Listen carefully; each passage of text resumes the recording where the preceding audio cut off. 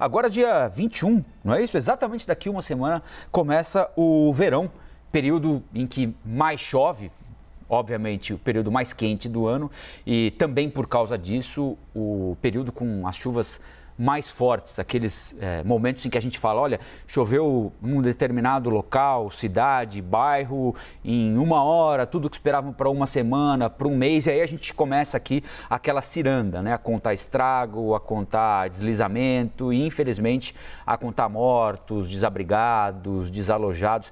E Minas Gerais é sempre um ponto de muita atenção, né?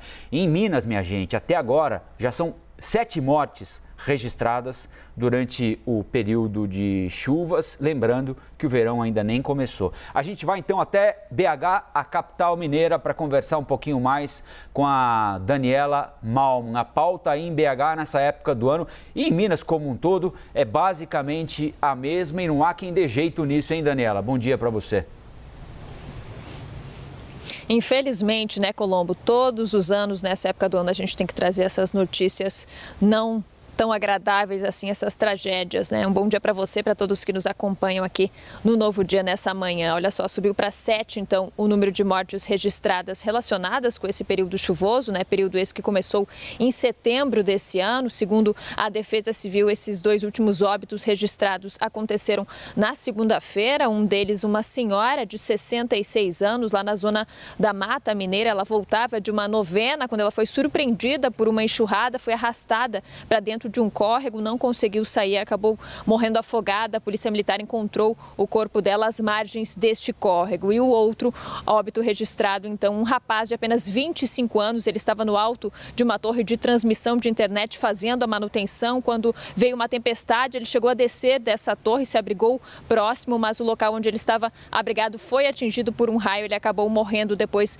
dessa descarga elétrica, chegando então a 7 o número de mortos aqui no estado. O governo de Minas Gerais já reconheceu 80 cidades, 80 municípios em situação de emergência. Segundo a Defesa Civil aqui de Minas Gerais, hoje são mais de 1.100 pessoas que estão desabrigadas, mais de 4.300 pessoas desalojadas, ou seja, neste momento são mais de 5.000 pessoas que estão fora de suas casas devido a esses temporais, devido a esse período chuvoso. O governo de Minas Gerais tem uma parceria também com a Defesa Civil para levar doações, colchões, kits, cestas básicas para essas pessoas que estão fora de casa. A campanha foi lançada em novembro, né? SOS Chuvas 2023, porque a gente sabe que o período chuvoso começou em setembro deste ano, mas ele se estende pelo menos até março do ano que vem. Então tem muita chuva pela frente e os alertas continuam por aqui, viu? Tanto para temporais como também para o fenômeno do encharcamento do solo, né? Que é o que causa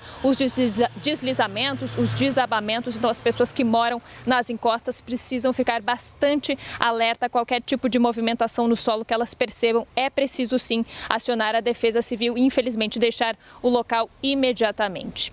Eu volto com você, Colombo. É isso, Daniela. Daniela Malman conversando com a gente ao vivo, direto de Belo Horizonte. Fatalmente a gente vai ouvir prefeitos e governadores justificando os seus mortos com o excesso de chuva. Ah, mas choveu em uma hora o que eu estava esperando para um ano. Choveu em 2 horas o que eu estava esperando por uma década. O que é verdade, mas é a regra. Os especialistas em meio ambiente têm dito, o aquecimento global mudou o regime de chuvas. Agora a tendência é de cada vez chuva num espaço mais curto de tempo e a mais contundente que já vimos. Ou seja, sempre vai chover muito mais do que o esperado. E nós temos de nos preparar para isso, porque fomos nós quem alteramos as condições da natureza.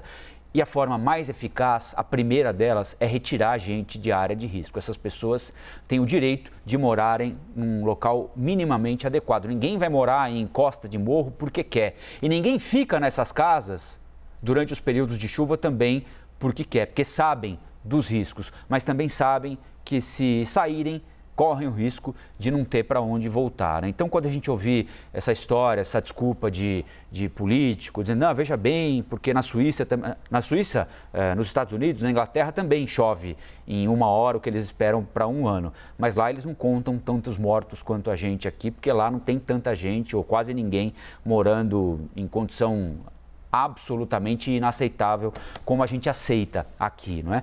Aliás, minha gente, os temporais pelo país já deixaram pelo menos 29 mortos até agora. Os estados com mais gente morta são Minas Gerais, a Daniela acabou de falar de lá, Santa Catarina, 7 cada, São Paulo 5, Paraná, Sergipe, 2 mortes e 1 morte na Bahia e no Espírito Santo. O Rio de Janeiro tem 4 mortes. Aliás, por lá, minha gente, olha, estamos falando aqui de falta de preparo de administradores públicos, não só preparo, de atenção com as pessoas mais pobres que vivem em encostas. A Justiça bloqueou 2 bilhões de reais do governo fluminense para obras contra chuvas em Petrópolis. Em fevereiro, a cidade teve a maior tragédia por conta dos temporais. 240 pessoas morreram numa série de enchentes e deslizamentos de terra. Com a decisão da Justiça, ficou determinado que sejam identificados os edifícios que têm de ser demolidos por causa de risco de desabamento. Assistência às famílias que vão ser realocadas também deve ser realizada. Ou seja, nós estamos falando da região serrana do Rio de Janeiro, onde ocorreu uma das maiores tragédias da história do país. Diversos prefeitos foram presos ou afastados do cargo em cidades da região por surrupiarem dinheiro que deveria ter ajudado essa gente aí. E o estrago feito no começo do ano em Petrópolis, por exemplo, ainda não foi refeito. Tem gente que continua morando no mesmo lugar onde pessoas morreram soterradas, onde houve desabrigados e onde houve desalojados.